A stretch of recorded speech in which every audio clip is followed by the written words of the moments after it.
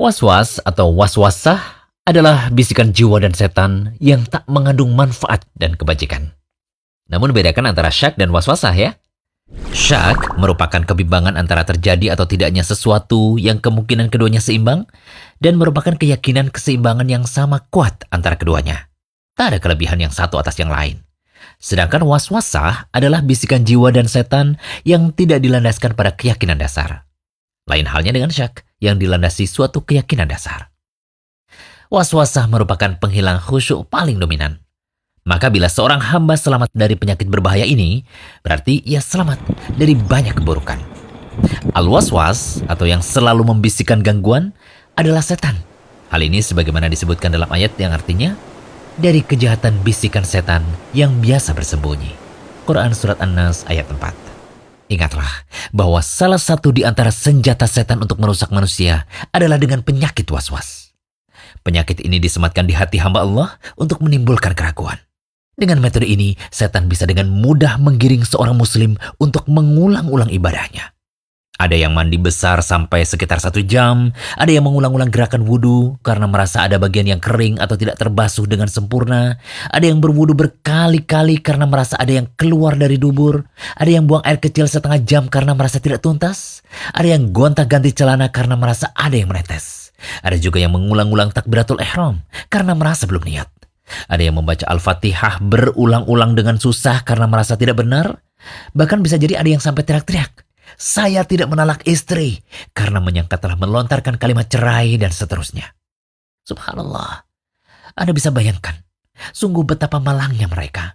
Untuk bisa melakukan satu ibadah, ia harus susah payah mengulang-ulang karena perasaan tidak tenang. Penyakit was-was ini selalu menggelayuti hatinya dalam beribadah. Sebelum membahas tentang cara mengobati was-was, terlebih dahulu kita pahami sebab-sebab munculnya was-was dan gejala-gejala waswasah pada orang yang mengidapnya. Sebab-sebab munculnya waswasah yang pertama, minimnya ilmu syar'i, yaitu pengetahuan tentang Al-Quran, As-Sunnah, dan ajaran para sahabat serta orang-orang yang mengikuti mereka. Yang kedua, lemahnya keimanan. Ingatlah bahwa setan itu hanya mampu menguasai ahli maksiat, bukan menguasai orang yang kuat imannya. Ketiga, lalai dari mengingat Allah atau berzikir. Sebab zikir itu mampu mengusir setan dan gangguan-gangguannya. Yang keempat, kelemahan akal. Sebab yang memiliki akal sempurna akan selamat dari waswasah dengan karunia Allah. Kelima, tidak bergaul dengan orang-orang yang memiliki ilmu dan iman sempurna. Dan yang keenam, tidak mengikuti Rasulullah SAW. Sementara gejala-gejala waswasah pada orang yang mengidapnya, yang pertama, lama dalam melakukan istinja, wudhu atau mandi. Yang kedua, mengulang-ulang wudhu, toharo atau sholat, bahkan berlebih-lebihan dalam menggunakan air untuk bersuci dan mengulangi ibadah-ibadah ini karena menganggapnya tidak sah. Ketiga, mengulang-ulang huruf dalam melafalkan bacaan-bacaan Al-Quran, doa-doa sholat, dan lainnya. Keempat, mengganti baju karena menyangkanya terkena najis. Dan yang kelima, bisikan yang terkait dengan hal akidah. Dari Abu Hurairah radhiyallahu anhu yang mengatakan bahwa Rasulullah SAW bersabda, "Setan datang pada salah seorang dari kalian lalu mengatakan, 'Siapa yang menciptakan ini? Siapa yang menciptakan ini?' Hingga ia mengatakan, 'Siapa yang menciptakan roh?' Bila ia sampai pada hal yang demikian itu, hendaklah ia berlindung kepada Allah dan segera berhenti darinya." Hadis riwayat Bukhari dan Muslim.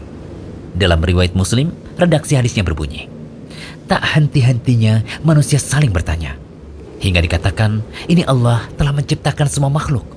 Lalu siapa yang menciptakan Allah?' Siapa mendapati sesuatu dari hal ini, hendaknya ia mengatakan, 'Aku beriman kepada Allah.'" Nah, selanjutnya kita bahas cara mengobati waswas.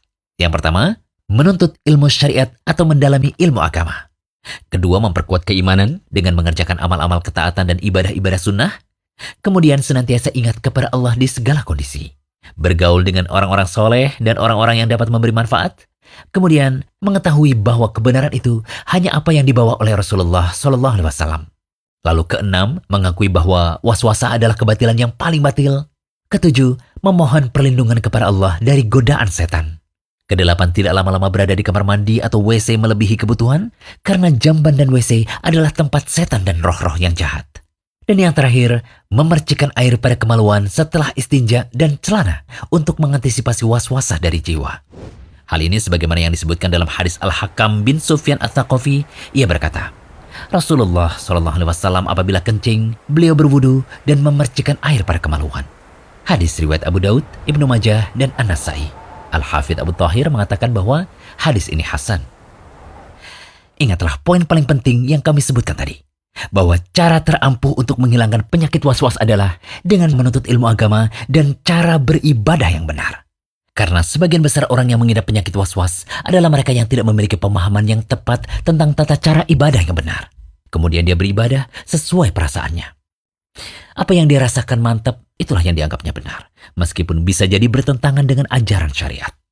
Berbeda halnya dengan orang yang memahami tata cara ibadah dengan benar. Semua yang akan dia lakukan telah disesuaikan dengan standar sunnah yang dicontohkan Rasulullah SAW. Sehingga dia bisa sangat yakin bahwa amal ibadah yang dia lakukan telah benar. Akhir kata, semoga pembahasan ini bermanfaat, terutama bagi Anda yang sedang mengidap penyakit was-was. Amin. Jangan lupa kunjungi rumaiso.com. Update setiap hari, insya Allah.